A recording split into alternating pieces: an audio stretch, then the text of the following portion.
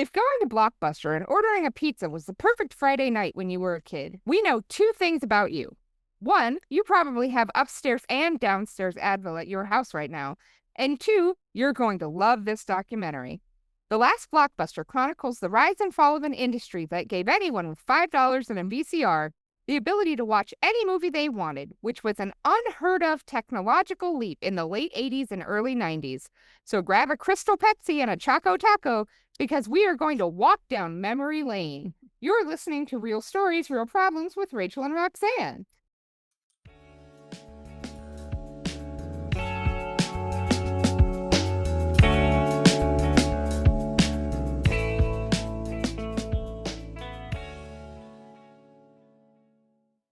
Hi, Rachel. How are you doing today? I'm good, Roxanne. How are you? My God, this was awesome. We have done 96 episodes, and this is my favorite documentary that we've watched so far. Not 96, 69, but yes, continue. It took me back, and I was in college from 85 to 90, so this was the heyday of Blockbuster.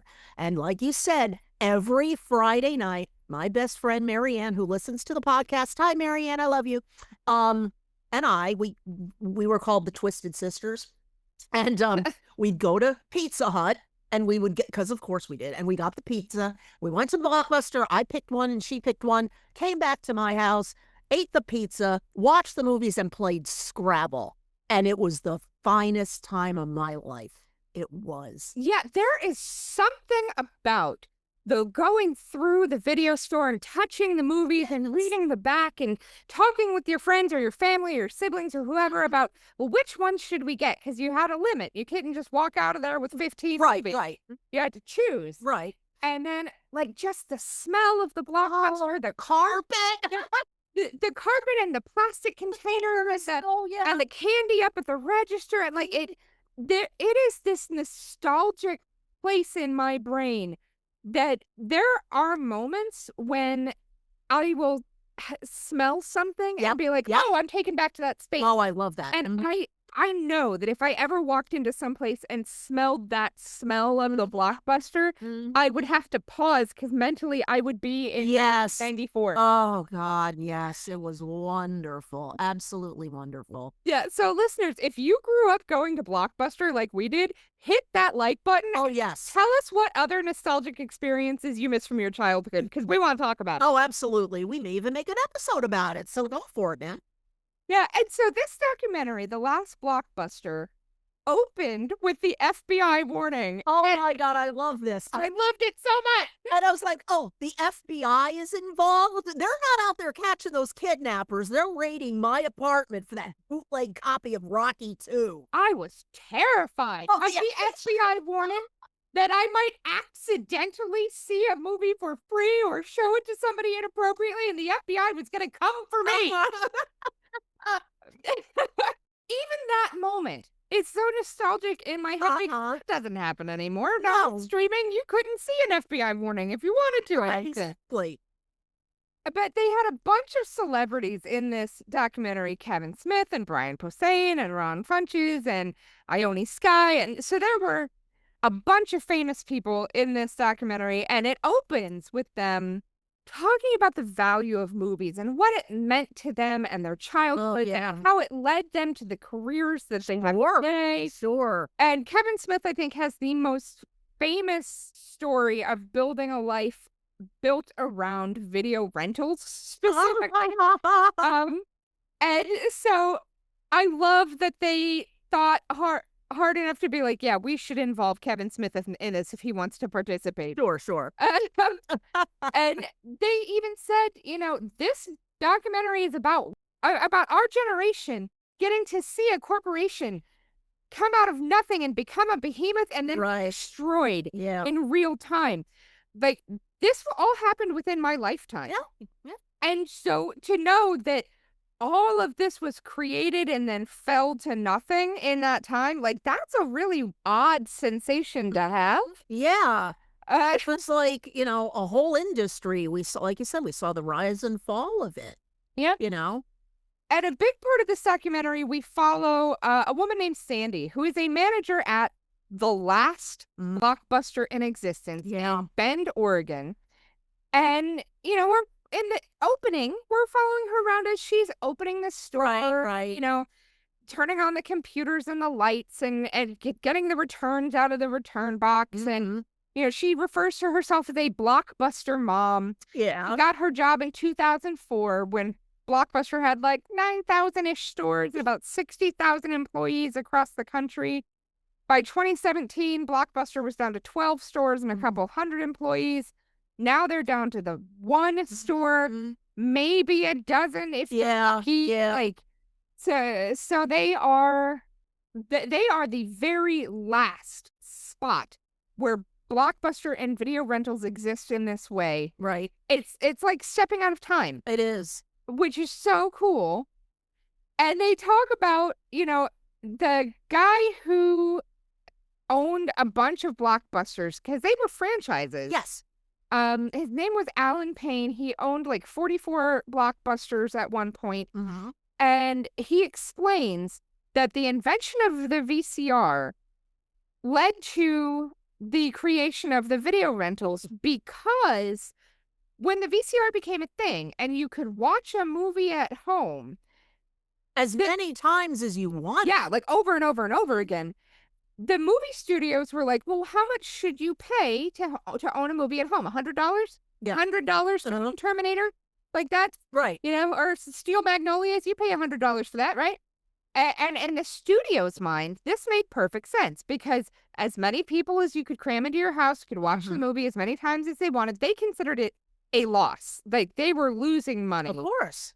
By only charging $100 per movie. Do you remember what the first video you ever bought was? Or rented, rather? I don't, but I do have a story to bring up here shortly. Okay. Because I don't remember the first one, because I know that even as a tiny, tiny kid, we had a VCR, and the very first movie that I ever was like, yes, play it again, Sam, was The Muppets Take Manhattan. Oh, well, there you are. And I had a brown fuzzy blanket that had a horse kind of in the design of it. It looked like a horse running across a field.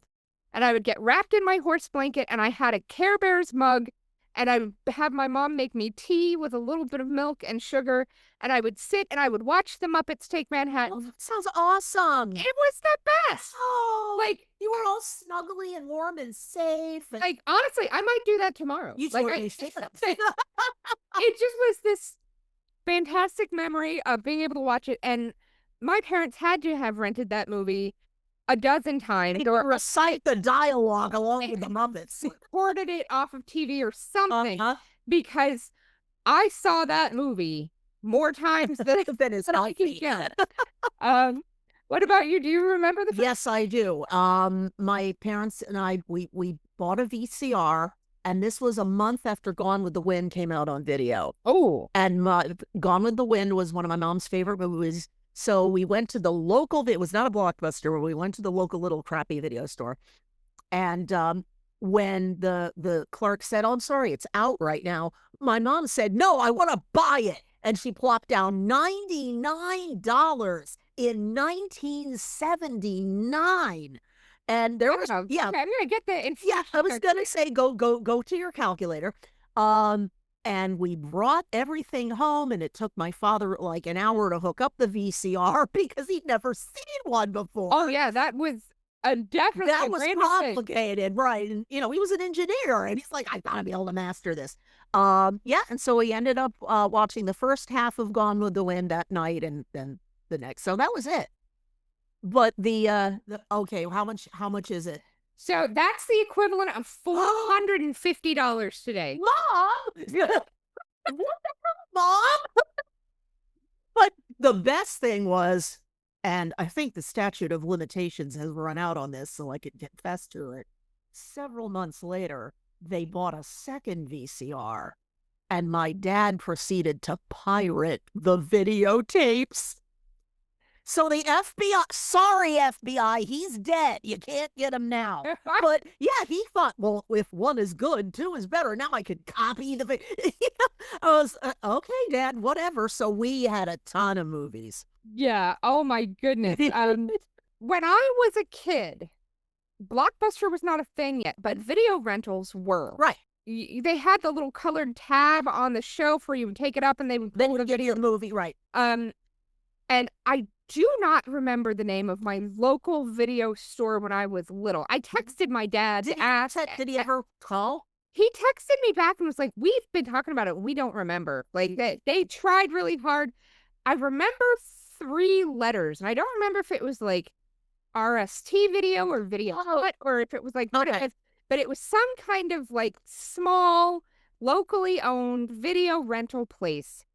And as they talk in the documentary, because the movies were so expensive, people who had the money to invest would buy them and rent them out. And it turned into a huge like court case. They got sued by the studios, and the Supreme Court eventually decided once you buy something, you can do whatever you want with it. And that includes renting it out to people, just like the library can rent out books to people. So can you rent out the videos that you own. Right. And so local video stores popped up like probably, 5 or 10 years before Blockbuster did. And I remember going in and I told my dad, I had to have been like 4 or 5. I was tiny. I picked up a movie and I said, Dad, it's Cartoon Bunnies. I want the Cartoon Bunnies. It was Watership Down. Oh my God. And I don't think my dad had read it. So we took it home.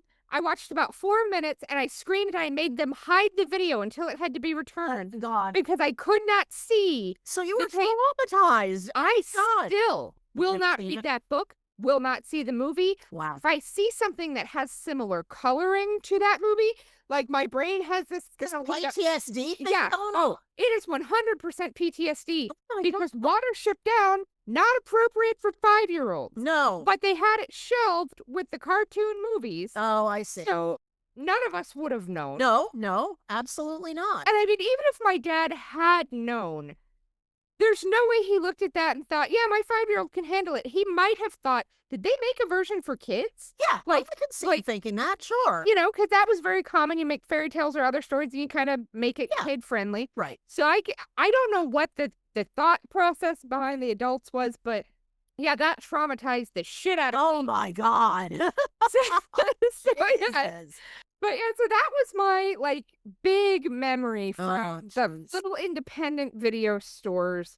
I also remember being yelled at by the people behind the counter because I was peering through, like, one-way glass, trying to see what was behind this glass in this room, because I wanted to go in that room. Yeah. I had no idea that it was adult movies. What was the porn section? Yeah, it was the porn section. And I'm sure all the men in there were really freaked out by the little girls. I'm sure through the window. I was probably freaking people out real bad. I just wanted to see the movies because I didn't know. You didn't know. I had no idea. But that was a thing. I'm going to say all of the little independent video stores had a pornography section. Behind the beaded curtain. Yeah, and it was part of how they were going to make the money was this was the only way for people to really access porn. Oh, absolutely. There was no porn. I mean, there was no internet. I mean, they had Playboy if, you had to sneak your dad's old Playboys out of the garage or something. That was pretty much it. Yeah, so when Blockbuster showed up, Blockbuster was family friendly. It was well lit and it was clean and it was all the new releases and family friendly videos. They had no adult section. Right. The closest you could get to weird, disturbing stuff was the horror section. Right. But yeah, it was definitely a change of, okay, we're going to franchise this. We're going to make it palatable to the largest possible group of people. Right. And that's how we're going to do it. But even like when I was a kid, you could rent VHS tapes and stuff in the grocery store. See, you told me that last night and I've never seen that. Was that just a Texas thing? Because it wasn't a Jersey thing. I don't think it was just a Texas thing because I know I've seen that kind of referenced in other places, but I remember going over to my cousin's house and we would go to the grocery store and for like 49 cents, you could rent a VHS tape at the grocery store. And I think the idea was we're going to bring you in, you're going to rent the cheap movie and you're going to buy a couple frozen pizzas. That makes a lot of sense. And so at that time, right. It made complete sense that they would be renting out movies at the grocery store or renting out movies. Like, that was just kind of the this is the first time in history people could watch what they wanted when they wanted. Yeah. Because up until that point, it was broadcast TV Yeah. or the movie theater. Mm-hmm. And that's what you could see. And the idea of being able to just have a shelf full of movies that you can watch at any time. And I mean, right now, I have 5 streaming services, 2 of which I pay for, but 3 free ones. And I still have. I was going to say, and I'm now staring at about 100 DVDs on your shelf. Oh, yeah. There. We have so many DVDs, and pretty much anytime we have something that we really loved, especially a series. I have 17 seasons of The Simpsons on DVD. Oh my God. We have all 9 seasons of the original run of Roseanne. We have all of Burn Notice. We have all of True Blood. We have just a bunch of stuff where if you wanted to sit down and watch it all and you didn't want to wait for it to be shown, you had to buy it. Right, And then we had a right. bunch of movies that were like, we definitely should own this kind of thing. And then in that cabinet on the other side of you is all of the child movies, all the Disney and Strawberry Shortcake and all of that stuff that was for my daughter when she was little. Sure. The only box set oh God, this is embarrassing, that I ever had was Welcome Back, Kotter. And I was confessing this to my friend Andrew, and he needed an intervention or something. He was like, that is entirely too much Welcome Back, Kotter. It's like, yeah, it is. Well, and I mean, like, we have the entire bottom shelf of our DVD that is all movie musicals and classic films. And so basically, there's a bunch of stuff that you really can't see on streaming, or you're limited to, if you want to see it on streaming, you have to have a specific channel. Right. And you're going to pay for it every month. I have all of I Love Lucy. I have every episode of Friends. I have so for me, if I want to drop HBO, that's great. I can still watch every episode of Friends. Absolutely, sure. And so that's kind of important. We have, the last time we went and saw my mother-in-law, she handed my daughter a DVD copy of Brigadoon. Because the last time I had spoken to her, I was like, I have been trying to see this musical and I cannot find it anywhere. It's not streaming. It's not available to see anywhere. It's almost like it hides for 100 years. The Lerner Lowe version, right? Yeah. My Fair Lady, guys. Yeah. And so I haven't been attempting to see Brigadoon my whole life, and I've never managed it. We have there. Was it worth it? Was it worth it? Watched it yet? Oh, okay. It's like a week or 2 ago. Actually, maybe like 3 weeks ago. But yeah, so I'm excited. Your life is complete now. You have Brigadoon. And I also can't help but think that with the advent of the videotape, a lot of the movies that, direct to video, that was a way to get at least those actors a little exposure so then they could possibly be in a for-profit real film. Well, and the other thing it opened up was small filmmakers could produce things and sell them, and you could make movies at home. Up until this point, up until the handheld camcorder, that wasn't a possibility. Right. And so this opened up an entire art form to children and teens across the globe who had a movie in them that they needed to make, by God. Yeah. And that's part of Kevin Smith's being in here. He went to film school. Yeah. I don't know if you know his whole story, but he went to film school and he was sitting there, and the whole time he was like, why am I sitting here doing this? I could just make the movie. Yeah. And he met his friend and producer Scott Mosier there, and he's like, if I drop out and I take half the money back from and I make this movie, will you help me? And he's like, yeah, sure. And so he made Clerks. I love Clerks. Became kind of like the anthem of Gen X. Was the I'm not even supposed to be here today. Oh yeah, that Clerks takes place in New Jersey, and it takes place about 20 miles from where I grew up. So I got all the references, I knew all the stuff, and to this day, if I have to work overtime or I'm called in on my day off, randomly I'll just go, I'm not even supposed to be here today, and no one knows what the hell I'm talking about. It's depressing. Yeah, so there were people who had this in them. My aunt had a home camcorder, and my cousins and I probably spent 5 million hours making our own movies. We set it up so it would record the video of the TV so you could just see the image. And we would mute the volume and do the fake voices and make up things for the characters to be saying. Like, we had more fun with her handheld camcorder than anybody ever should have had. Right. And it was so wasn't like Orson Welles quality directing. Yes. Yes. That's Yes, exactly it was. what it was. It was not like a bunch of 8-year-olds playing with a camera. Yeah, so like as this documentary is going on, you're getting to see so much of this moment in time, this thing that was basically imprinted on my soul at the time.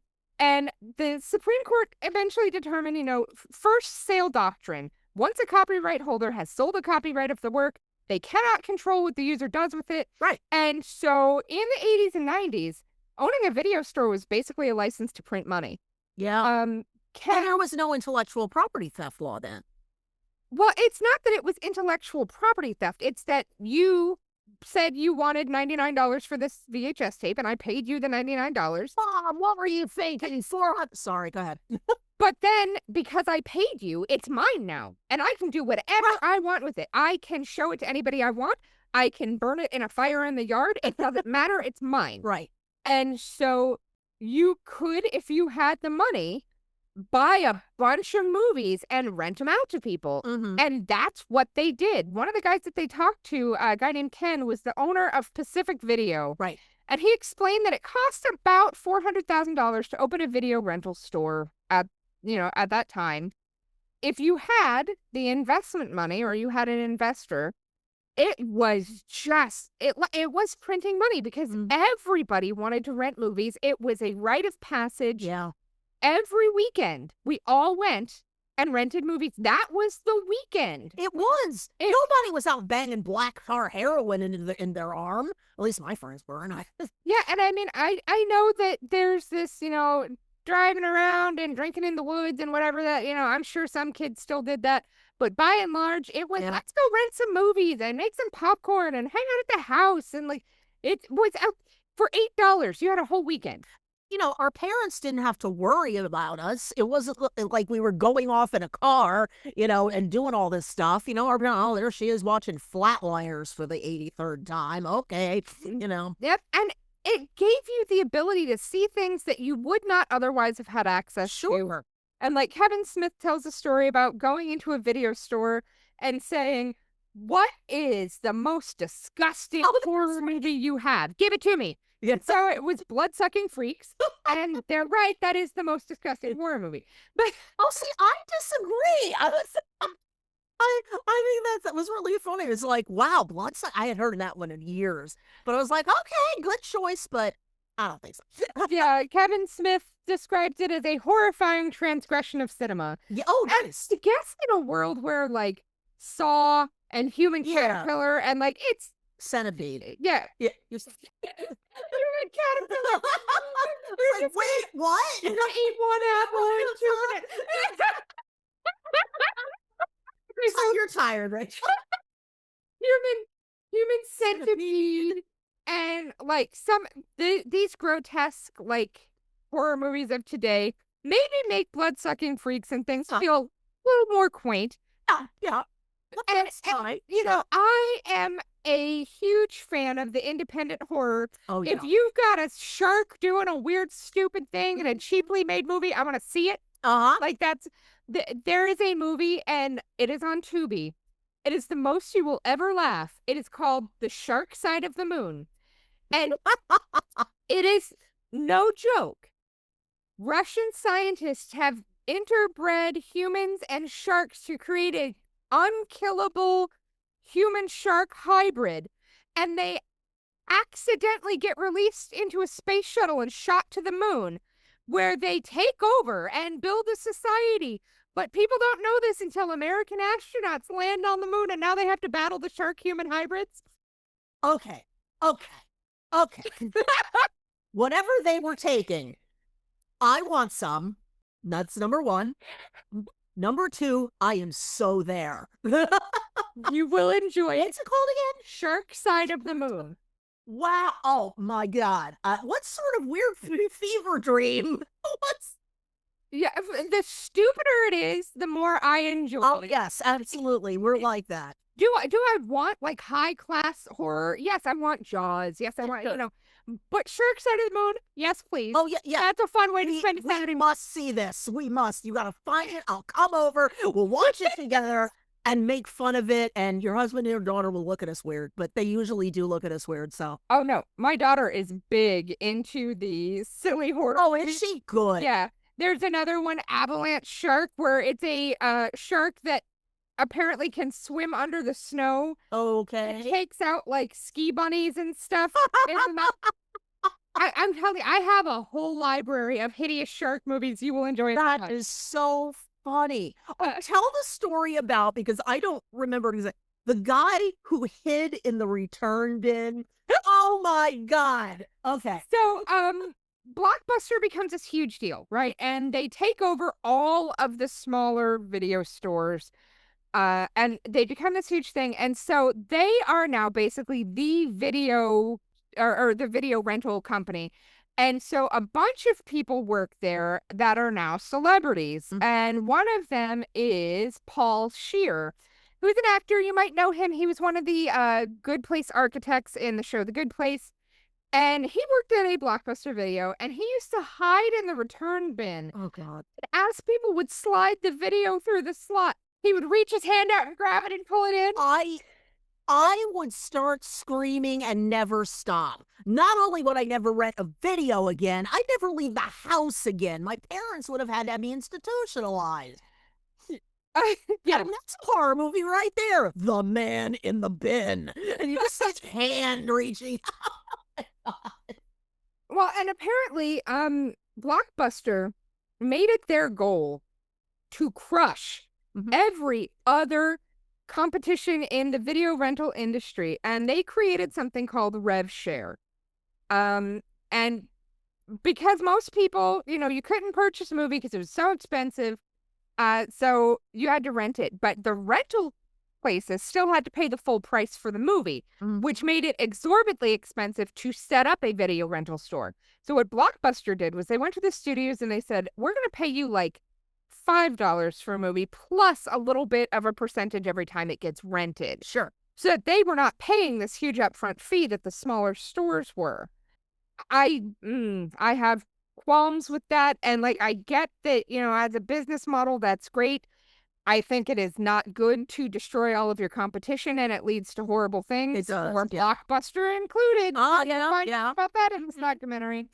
And like, so they're just talking to all of these people, and we see that like at the whole time as they're interviewing people, they keep going back to Sandy at the last Blockbuster. And at one point, we're walking with her through Walmart as she's buying the new releases to put them on the shelves. Because as the last Blockbuster, this is how they get the DVD. They'd have to. Because there is no longer a buying directly from the studio. Exactly. And so, they start talking about a guy named Wayne Huizinga ended up buying Blockbuster as a corporation and started buying up competing stores, converting them into Blockbusters. And at one point, there was a new Blockbuster opening every 17 hours. Yeah. Like, when I say that this company was the, like, backbone of my generation's entertainment, I'm not lying. No, like, this was... not at all. Oh, and now we have to talk about super easygoing guy. Yeah, at one point they're talking to Lloyd Kaufman, who apparently is the creator of The Toxic Avenger, and he's done some movies and he just the whole time was the most cantankerous dude. Because they start by saying, hey, can you introduce yourself and say, who you are so that people understand? He's like, why? Aren't you going to put a cryon up? Why do I need to tell? And they're just like, an asshole. So that we can have the audio to run it. And he's just fighting with them. And so eventually they just put up the name Lloyd Kaufman, super easygoing guy. And what was funny is, like, I was actually looking down at my phone at this time. All of a sudden, Rachel loses it. She just and I was like, what? And just like, she barely get it out. And so then I looked up the screen. I'm like, oh, for God's sakes. Yeah. And his beef with Blockbuster was that because they were trying to do this streamlined, family-friendly, specific, like, approach, they did not carry small, independent films like The Toxic Avenger and Trauma and the things that he had done. So he couldn't get his stuff into video stores anymore. He did have a point there. Yes. And for people who love that kind of thing, and we just talked about the shark movies. So if you find joy in these cheaply made independent films, this kind of thing where Blockbuster comes in and buys up all of the competition, gives you no outlet for that, that destroys things for a lot of people. Sure. And so I get his complaint. He was not wrong. The complaint. And I really wish Blockbuster had said there's room for everybody and let these small independent chains exist for things like that. Mm-hmm. And so that, Blockbuster could have been all the new releases and all of the big name movies. And then you could have gone to the little places for all of the kids' cartoons so that you could rent all 50 episodes of Charmkins for your kid, or for all of the Toxic Avengers of Trauma, Shark Side of the Moon crap. And like, to still have those places would have been nice. Yeah. As they're talking to the people that are in this documentary, we start getting to see, like, what it was like to work at a Blockbuster. Working at Blockbuster came with unlimited free movie rentals, which was a huge benefit. Oh, yeah. Oh, absolutely. And, everybody's in Sandy's family worked at the Blockbuster at one point, and they had said it was such a fun place to work. And they had it where you could set up displays of this particular employee's favorite movies. And so that you could look and be like, oh, Emma's favorite movies are these 6, and I love all of those. So Emma, I don't remember that at my Blockbusters, the employee picks. We definitely had that kind of thing at my local Blockbuster. And that way you could say, oh, I like the same kind of movies Emma likes. Emma, what do you recommend? And she could tell you. Right. And that is such a great thing to be able to have that kind of, direction from somebody who has similar taste as you. Especially when you walk into a Blockbuster where there's 5,000 things to choose from. Yeah, and I mean, more than once, I went into Blockbuster and I picked up a movie and I was like, oh, this will be good. And I got it home and it was just garbage. Yeah, me too. And I remember I picked up a movie and I do not even remember what it was. It's something vaguely Zodiac Killer related. It was supposed to be like horror-ish. And I picked it up and I was like, oh, Philip Seymour Hoffman. I love him. Mm-hmm. And I put the DVD and I got home and I was like, this is a terrible movie. Wait, was Robert Downey Jr. also in this? No. Oh, wasn't that one? Okay.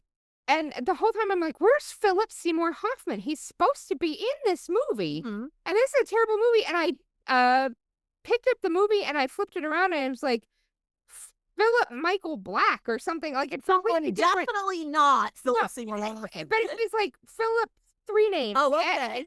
And I just didn't pay attention. And I was looking too fast. Right. You just saw Philip, 2 other names. Okay, Yeah. got it. And so I was like, oh my God. I should have paid more attention. Well, was it a bad movie because there was no Philip Seymour Hoffman, or was it just a bad film? So every movie would be better with extra Philip Seymour Hoffman. True. But it was just a bad movie of its own regard. Yeah.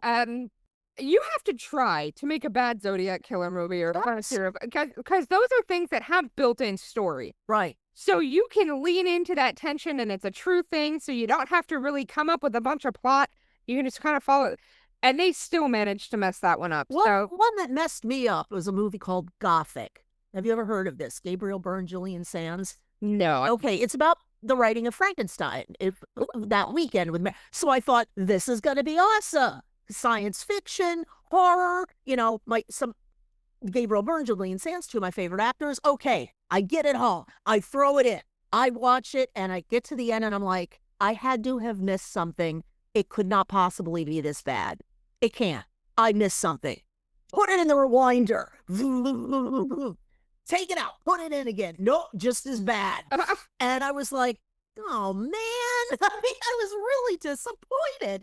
But yeah, you're going to get a lousy one every now and then. Yeah, and one of the big benefits of streaming is that if I start a movie and 2 minutes in, I'm like, no, this is not going to do it. I can just abandon it. Stop, right. And it didn't exactly. cost me any money to do that. I can just move on to the next thing. Mhm. When you were renting from the video rental store, you had to watch it because you paid for it, and this was your And entertainment. damn it, even if it was a shitty film, you would sit there for 120 minutes and you would watch the damn thing from start to finish and go, well, there's 2 hours of my life I'll never get back. Put it in the rewind. Well, and one of the things that Kevin Smith talks about is the joy of working at a video rental store and getting to watch movies on the job. Yeah. Every video store you ever went into had a TV playing the movies so that you could, as a pitch of what they were renting. And so to be able to do that, that would have been brilliant to be able to be like, is this going to be a good movie? Put it in and play in the store. And then be like, yes, it is. I'll take that home. Awesomeness at all. Yes, he's in the human caterpillar. Now we need to make a human Oh, we caterpillar. do. We totally have to make a parody. That is so funny. I'm never gonna let you forget this. You know that, right? No, that's totally fine. Oh my God. And so they're talking to these people, and we see Sandy at this last standing Blockbuster. She's literally pulling apart old CPU computers Yeah. and blowing dust out of them, and she's got a stack of like 10 Oh, of these yeah. That was because great. they don't make them anymore, and she has to have this computer with this software with these parts because otherwise she can't run this Blockbuster. And so if she does not have these old computers for the spare parts, eventually the store is just going to have to close because she's going to have no way to be able to rent the movies to people. And so that to me was like, wow, that is the sign that this is an obsolete. I know. And we got to see Jamie Kennedy, who you will know him as the film nerd from Scream. And he talks about one of his first big paid acting gigs was he and Jim Gaffigan and a couple of girls were the Blockbuster video entertainment team. They made commercials and then they traveled around the country representing Blockbuster. I would so do that.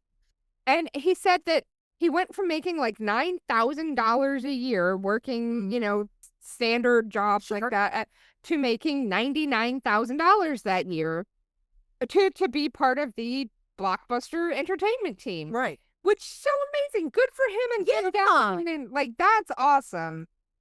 And then in 1994, Viacom bought Blockbuster for $8.4 billion. Billion with a B. I can't even imagine that. When I saw that, I was like, that's a mistake. That's gotta, yeah. Yeah, and they created the Blockbuster Video Awards to honor the people who were not getting Oscars and but they were at the same time borrowing against the value of Blockbuster in an attempt to buy Paramount Pictures. And this is I hadn't realized that this had been going on for quite so long, but this is a big part of the problem with what we're seeing now. Companies going out of business because venture capitalists are coming in and borrowing against all the value of those companies. And it's horrible to see that this is a thing that's been going on for a very long time because it's such a terrible way to do business, but whatever. Viacom. And then the company, Blockbuster, went public in 1999, so you could buy stock in Blockbuster in 1999, and in 2001, Netflix and Redbox came out. Yeah, that would have been a unfortunate investment. Yeah. Yeah. So Blockbuster was given an opportunity to buy Netflix. The Netflix people who, when it first came out, Netflix was DVDs by mail. They put a DVD in a paper sleeve and an envelope and they mailed it to you. And then you mailed it back when you were done. Which my ex-boyfriend, I'll call him Ted, he almost got arrested because his son never returned the DVD. The cops came to his house and everything. And Ted, who was friends with the cop, because Ted used to be a cop, he went, what are you talking about? Because you want me to cuff you in front or in back? And Ted goes, what are you talking about?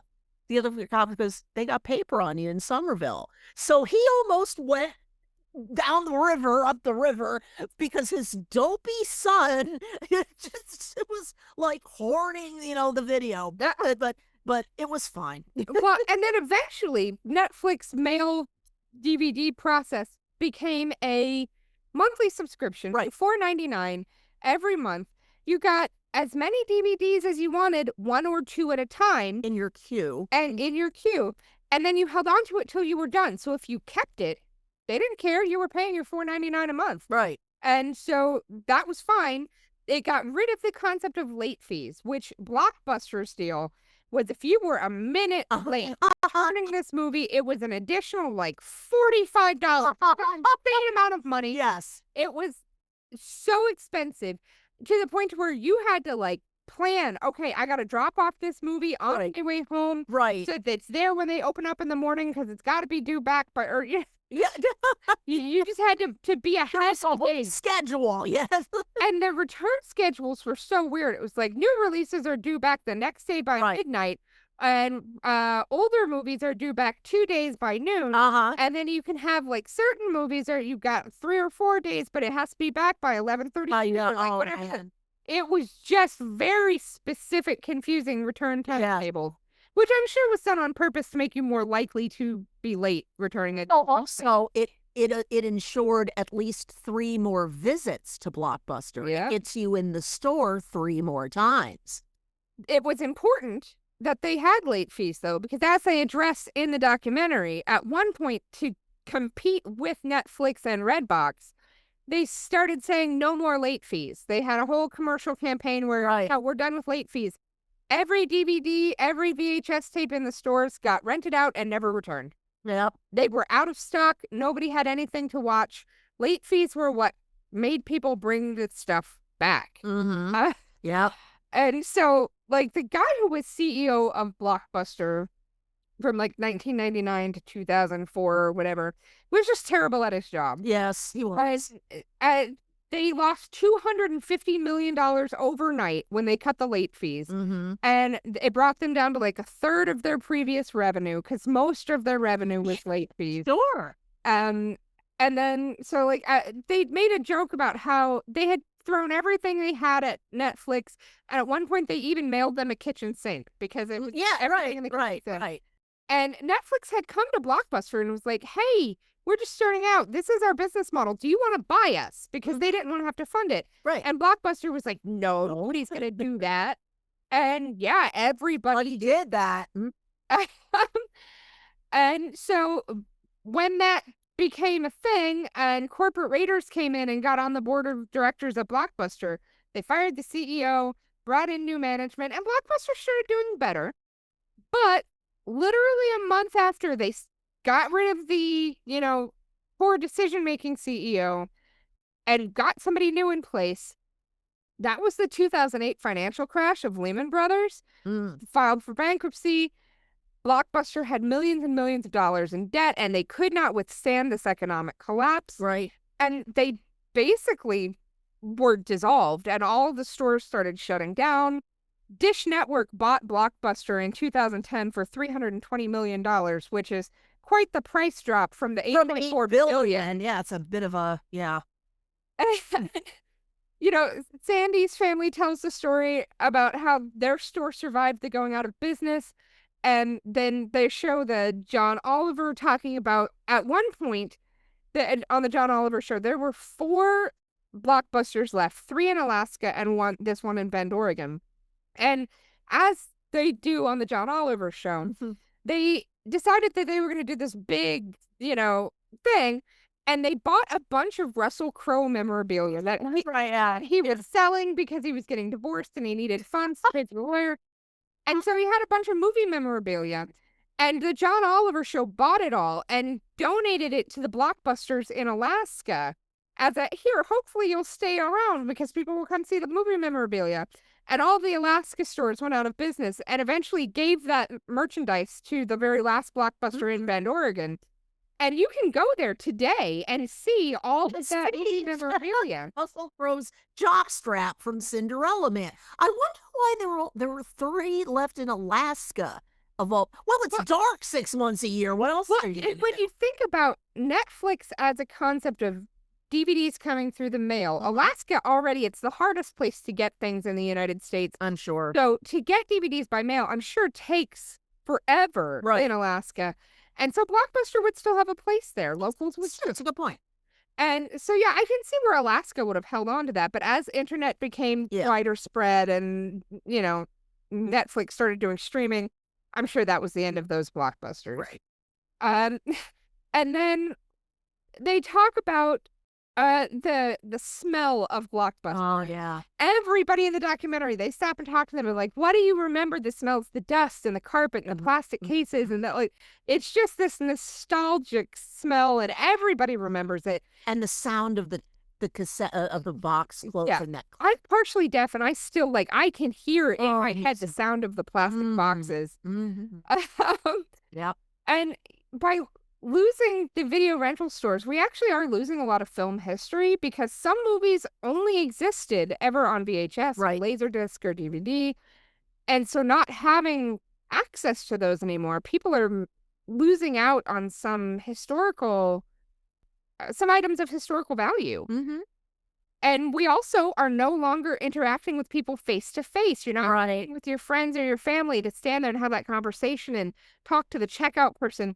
We just scroll through the streaming. And so we are losing some things by not having the Blockbuster. Awesome conversations in line. We would look at each other's movies, go like, "Oh, I saw that. You're really gonna like that." It's like, "Oh, that's got so and so in it. I love him. What's the title again?" Yeah, it was like a little community. Yeah, and I mean, I have some funny stories about things that have happened at and around video rental stores. I don't have a single funny story about streaming. No, it's bickering. It's like, well, I have anxiety-related insomnia again. Let's see if Little House on the Prairie is on somewhere.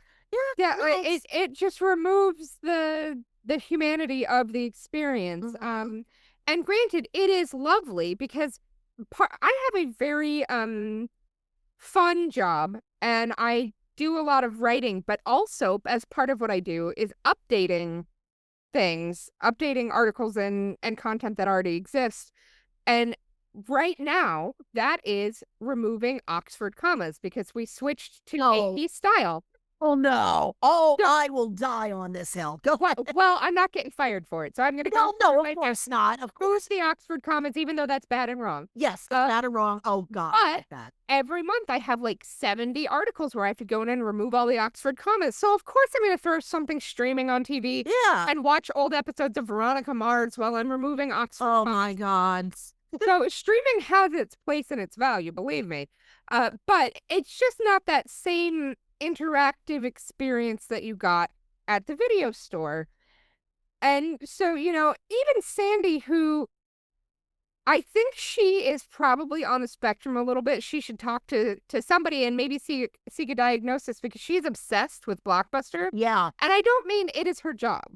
I mean, it is her brain's focal point. It is a ring on depth. She crochets Blockbuster merch, blue and yellow, beanies for the weather and stuff to sell there in the store. And she has kind of made it her identity and everybody knows her as the Blockbuster mom. And so she is super into this. Yeah. And then as this documentary is being filmed, Captain Marvel comes out and there's a scene where she falls through a Blockbuster and it kind of becomes known that this is the last Blockbuster and it becomes a tourist destination. I go. People come from literally all over the world. There are people who flew in from Italy to come to this last Blockbuster. And so they had these huge parties. They set up a stand-up comedy thing where people could do stand-up in the store. And they turned it into a big event to help keep the store open. And twice in the documentary, we watch her go through the process of renewing the license to be able to maintain the name or they can keep the franchise open. Because being the last video rental store is not the same as being the last Blockbuster. Not at all. No, I drove 1,700 miles to see the biggest ball of twine in Minnesota. It would not take much to get me to drive to Bend, Oregon. Oh my God. If I had the time, if I didn't have to work and totally. Things, I would be driving there right now. Oh, yes. It's like, okay, you take the first 8 hours. Right. But yeah, so people coming from all over the globe. And to the point where, when Ellen had her talk show, she sent a an employee to be a fake cashier and do skits to record things for the show. Mm-hmm. And so it became this huge, huge thing. And they show her opening mail that she's getting from people. Here's donations because it's important that you stay open. Here's a bunch of old Blockbuster gift cards I found. Right. Please, I'm donating them to you. Please, give them to other people or, whatever. And so they are trying to really maintain this as a focal point of this town, as this point in history that they don't want to lose. And they even have a Twitter account. If you go on Twitter and you find the Last Blockbuster Twitter account, they are very funny. At one point they say, if you think you can waltz in here on the day of Pride Parade and get a copy of Brokeback Mountain, you're an idiot. I love that. And so, we're just watching all these people reminisce about Blockbuster. Everybody loves Blockbuster except for Lloyd Kaufman. Yeah, apparently. who doesn't like anything. So, they address at the end of the documentary that Blockbuster, while it is a media conglomerate, while it was a place to go to rent movies, it was a physical, emotional experience. And when you sat away, what's left but a black screen? Yeah. And I mean, that's kind of legit. And as much as it does make my daughter laugh to hear the stories about before we had constant internet access. Oh, I know. And in fact, one of my favorites is that when she was like 8, I was telling her before you had GPS in your phone, you had to have paper maps. Yeah. And she looked at me and she's like, why didn't you just bring your computer in the car? Oh, my God. Because the computer was 30 pounds and it was 2 different pieces and it didn't have internet. So and you said, oh, my God. And it's just like, I could see her brain trying to wrap around it. Yeah. And I was explaining to her the Mapsco guide, which was the zoomed in maps of all the individual locations. Mm-hmm. She was just floored. Oh, yeah. Orient the map. So, yeah, this was such a fun documentary. If you are a millennial or Gen X or even boomers, you will have wonderful memories of this particular time of life, this particular time in history. It is a trip to watch this documentary and kind of go back into that space in your brain and enjoy those days again. I highly recommend this documentary. Hands down. Hands down. But thanks for listening to Real Stories, Real Problems with your hosts, Rachael and Roxanne. We hope you enjoyed our deep dive into the rise and fall of a corporate behemoth and the documentary The Last Blockbuster. Join us again next week for a glimpse into another financial problem and a documentary all about it. If you enjoyed our show today, please remember to like, subscribe, and leave us a review on your podcast app. Thanks for listening. See you again next week. Bye for now.